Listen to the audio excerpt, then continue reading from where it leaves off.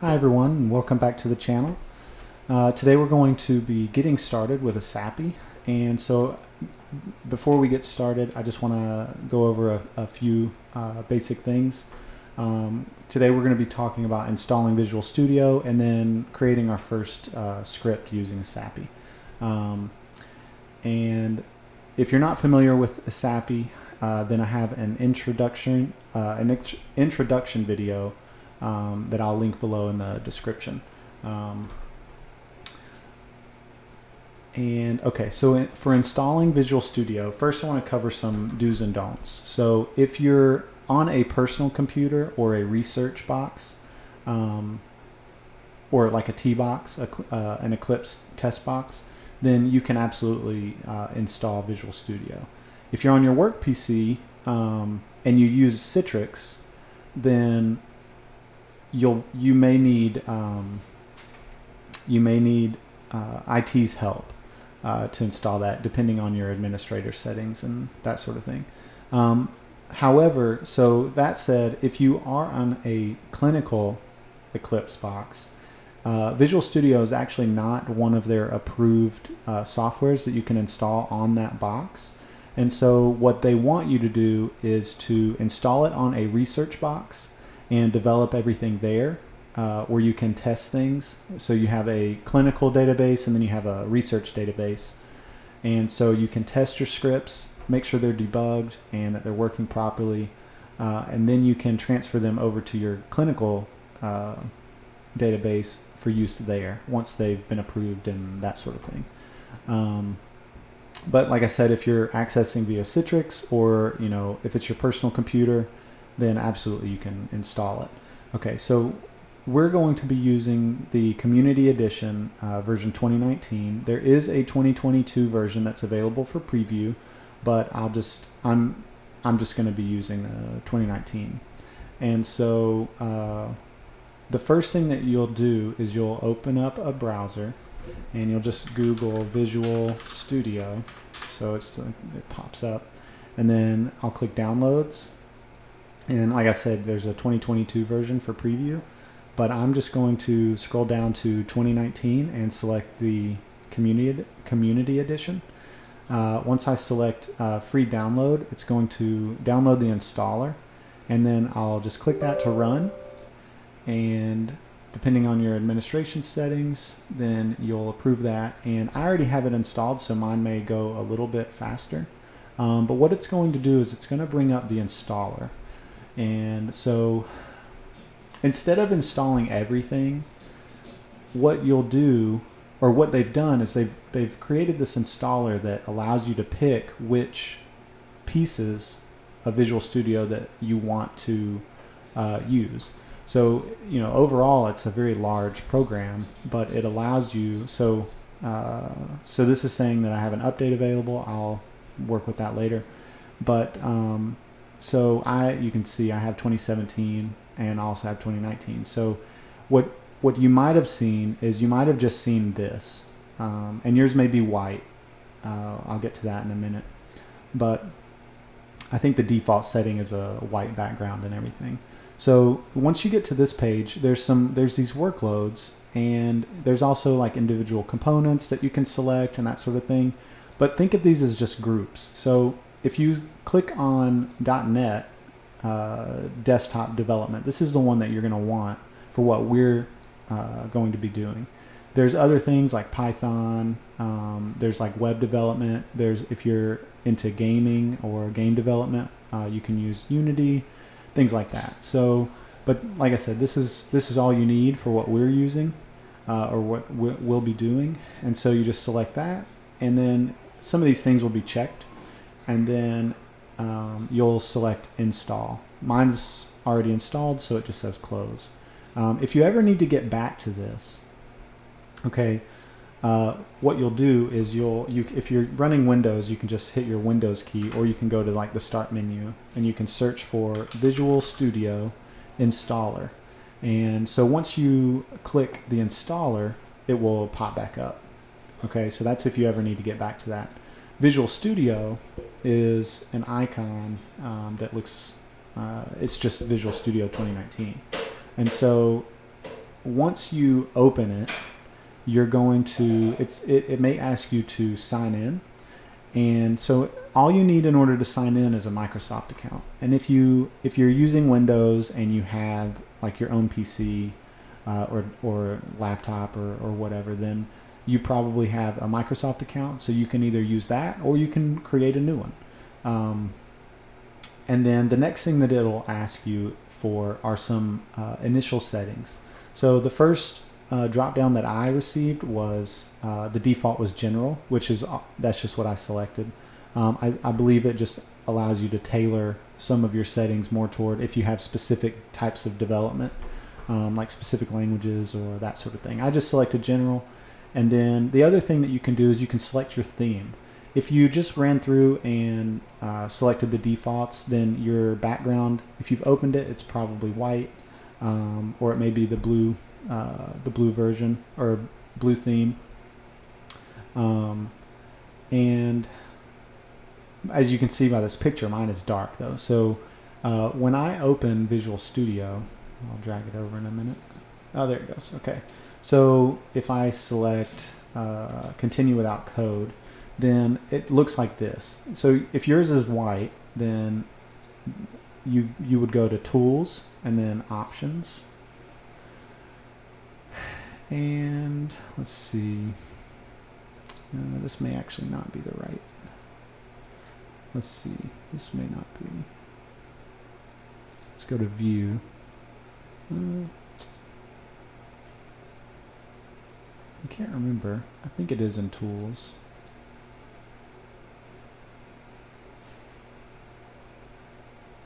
Options. Well, let's just search. Theme. Okay, so okay, so it's right in front of me. So the dark theme. So I have the dark theme selected. You have light blue and then blue with extra contrast. Mine is the dark theme. And then the other thing that I'm going to do, which I've already done, but if you scroll down, you'll see a text editor. So if you drop down the caret, and then we're going to be developing in C#, so I'm going to drop that down. And I want to select this little tabs thing. Your default is 4. It's probably 4. And I like my tabs to be only 2, so that when I format everything, it's just, it takes up less space width-wise. But if you like things to be spaced out, then by all means leave it at 4. But if you want to change it, then just you'll do that here. And then I'll also insert spaces instead of tabs. All right, so that's that. And so for now, I'm actually just going to close Visual Studio. And as far as using or creating our first script, I'm actually going to use the Eclipse script wizard. So if you're on a test box or a research box, then you will open up a file explorer. And let's see. Okay, so you would go to your C drive.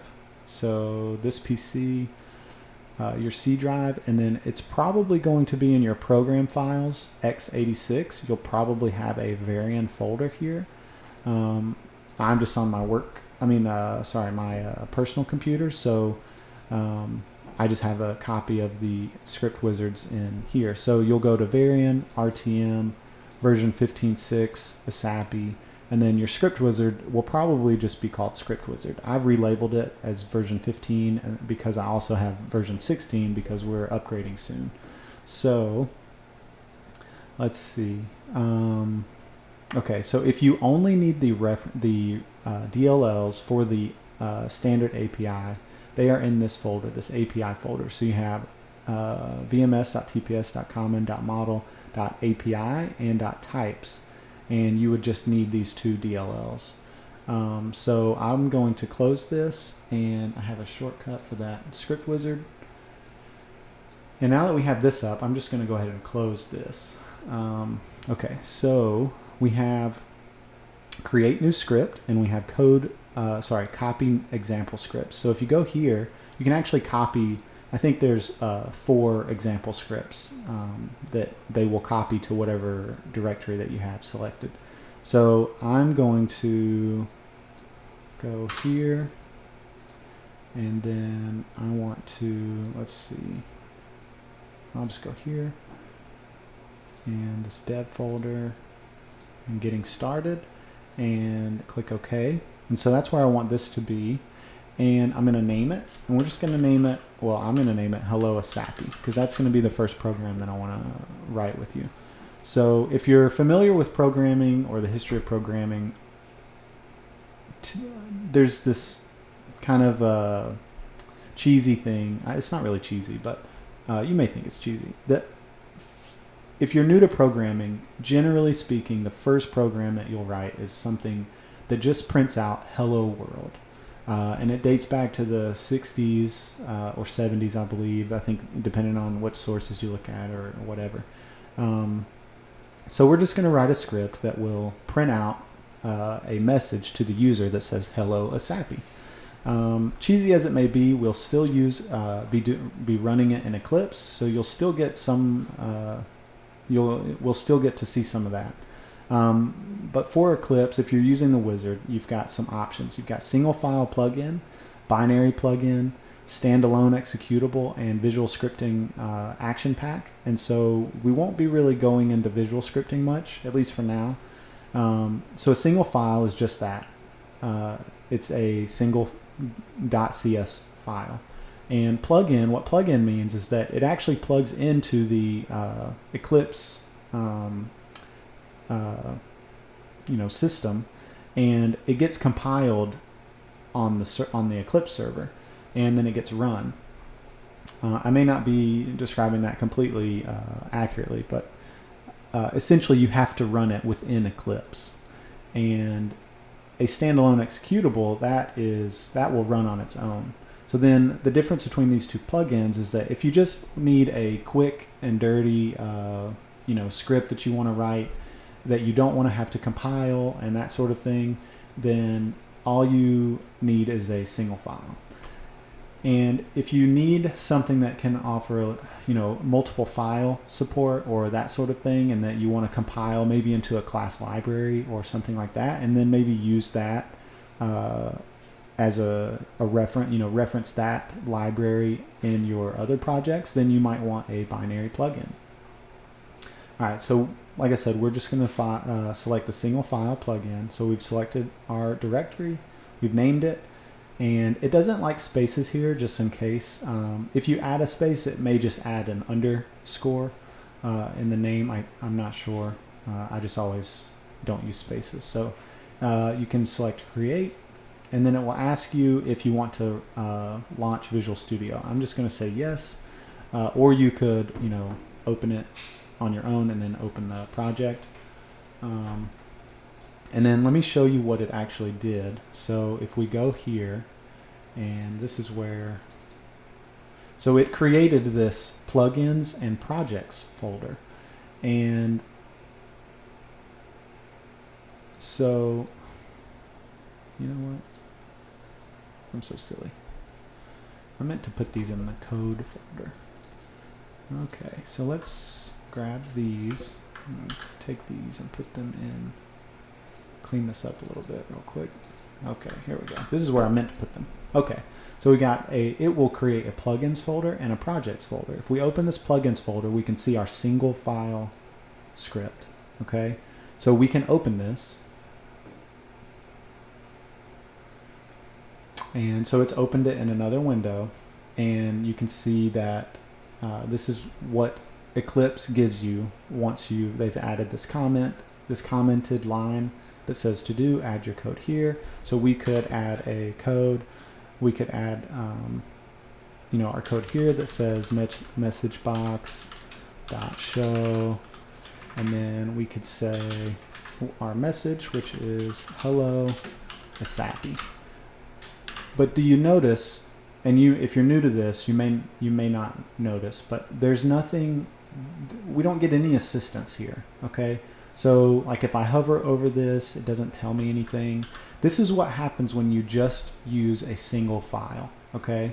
So I'm going to actually undo everything, and I'm going to save it to put it back to its normal state, or its initial state. And I'm going to go into the projects folder. And so what it did is it created so inside the projects folder, it created a directory with your project name.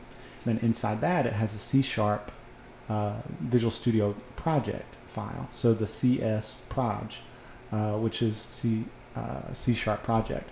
So we already have it open. It's actually open here because if you selected to launch Visual Studio. So here, by using the project file, we have access to the DLLs, which are the references. And so you can see there's other references as well. So like system.core, data, XML, etc. So these are just some of the basic ones that generally are added.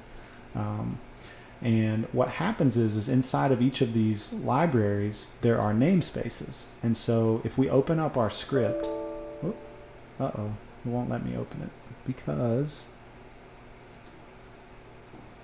we removed it. Oh, that's my fault. Let me not save this. That's because I launched it and then moved the files. Okay, so let me reopen it. Sorry about that. Okay, so this should work now. Okay, so if we open up this script, this program file, that's another thing. If you look down here, there's a percentage. So I think in the other window, it probably looked really small, but you can make that bigger with here. So I'm just going to change this for now to 200. So as I was saying, all of these give access to these namespaces, and that's what these are. Okay, so you can see that we have a namespace right here. Think of a namespace as a way to categorize or group things. Okay, so and then you can have sub namespaces. So if you wanted, you could have another namespace. You know, my namespace, and then add other things inside here. So then if we were in another file and we wanted to access everything in here, we would have to use this dot notation. Okay, and all of this is part of, and we'll get into this, you know, more later. This is sort of not the topic that we're discussing, but all of this has to do with this being object-oriented programming. Okay, so we'll get more into that later. All we're doing right now is just creating our first Eclipse script. So all plugins have to have this namespace. Okay. So in order for it to be run by Eclipse, what it's going to do is it's going to look for this namespace and it's going to say, I'm going to look for script and then this method called execute. Okay, and this, if you have this right here, this method implementation options dot no inlining, this has to do with optimization.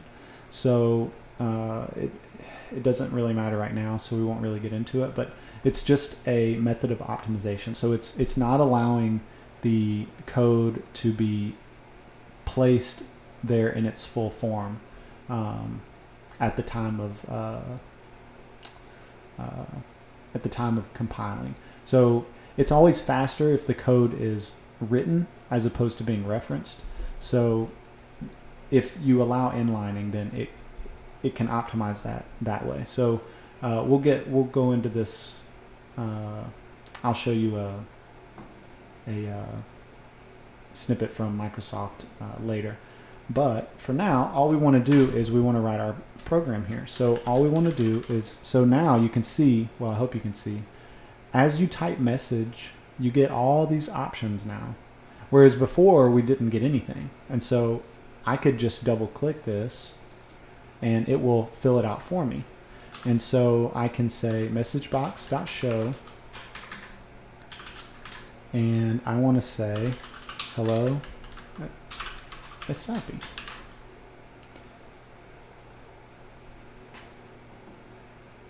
And then what I want to do is I want to build it. And so I always like to build these. To be honest with you, I'm not really sure. I just always build it. Because this is a project, I want this to be reflected in the plugins folder. So now if we open, if we open this and then open this file, and it opened it in 2017, it's interesting. Now you can see, if you remember, I deleted this, but because it gets changed, so let's close this and let's make another change. Let's just add a note. This is a comment All right, and let's build again. And if I open this file again, remember this is in the plugins folder now.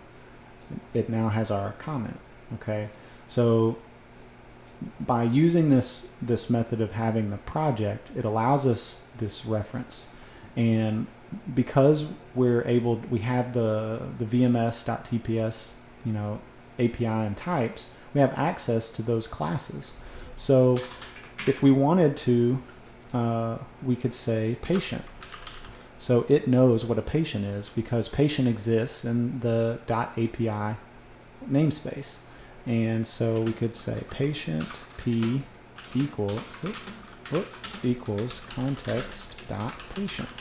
Okay, and then we have access to all of the patient information. Well, the patient information that's available in the API. So it doesn't have access to everything. It's just some of the basic things.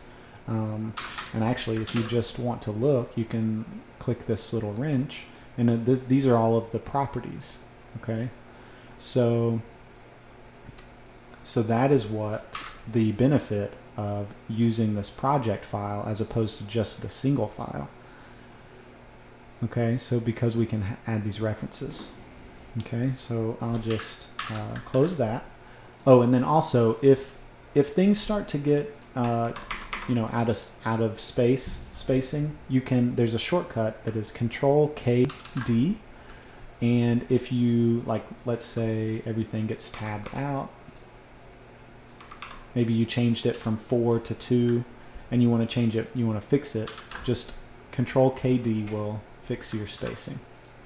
Or you could say that it reformats your code. The other thing that you could do, if you didn't want to do that, is if you just go to one of the brackets, delete it, and then put it back, it actually will reformat it as well. Okay, so anyway, I'm not actually signed into Eclipse right now, so I'm going to pause the video. Okay, so I've logged into Eclipse, and so what you need to do is you'll go to Tools and then Scripts, and then you'll need to select your folder, unless you've placed it in your Published Scripts folder. But I'm going to change this folder to the directory that I'm in, which is actually a different directory than this. Let's see. I was logged in a different account earlier. Let's see.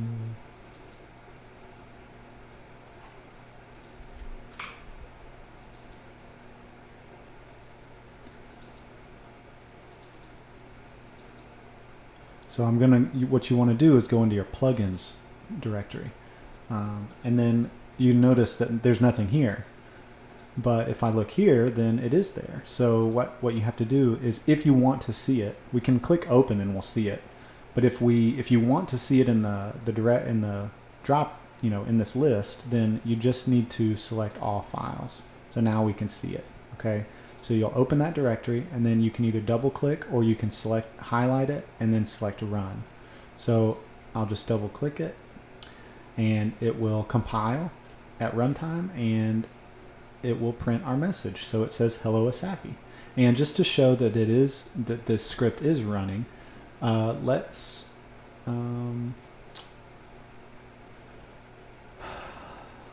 change our script a little bit, and let's add another message box that says the patient ID. Okay. Or maybe let's do the plan ID. I'm in a test patient, so it doesn't really matter, but we'll do context, and unless you're familiar, then you won't know this, but it's plan setup and that's only if you have a plan open. If you don't have a plan open, then it will crash. But if you have a plan open, then you'll say plan setup.id. Okay, and this .show, this message box, if you hover over it, it shows you that it takes a string, and we'll get more into that later. But if you hover over ID, you'll see that it is a string. So if it wasn't a string, like if we just said this, we'll get these red squigglies. And if we hover over that IntelliSense, which again is a benefit of using a project as opposed to a single file, it will tell you that there's an argument exception, and it says cannot convert a plan setup to a string. So we just need to actually provide it a string. Okay, so now I'm going to build it again, and I should have just saved it just to see if that works, but and then I'll go back, and I don't have to do anything because, again, like I said, this is just a single file. And that is the actual benefit of a single file. When we start getting into binary plugins, you'll notice that we have to change the name and all these other things. So we're just going to run it again. And so we get our first message. And now we get our second message that says prostate SIB. So that's our plan ID. And so that is our first and your, it's our first Eclipse script that we've run together, or that we've made together. So if it is your first script, congratulations, and you are now a developer. So you should give yourself a pat on the back. If you've written many lines of code before, then hang in there, and we'll get into some more in-depth things as well. All right, so thanks everyone. If you want to follow along, like I said, up next, what we'll do is we'll cover some basic C# things so that we can learn to use ESAPI a little more efficiently. And so we'll cover things like types. We'll talk a little bit about object-oriented programming and what that means, and then we'll cover things, the different data types and that sort of thing. And then we'll start getting more involved into the actual API and how to use it. And then once we cover some of those basics, then we'll start to actually create some useful, or hopefully useful, scripts that can be used in the clinic. So thanks everyone. I hope you have a great day. If you want to follow along, then be sure to like and subscribe so that you'll be notified as new videos come out. And if you have any suggestions or anything, then feel free to leave a note in the comments. And until then, I hope you have a great day.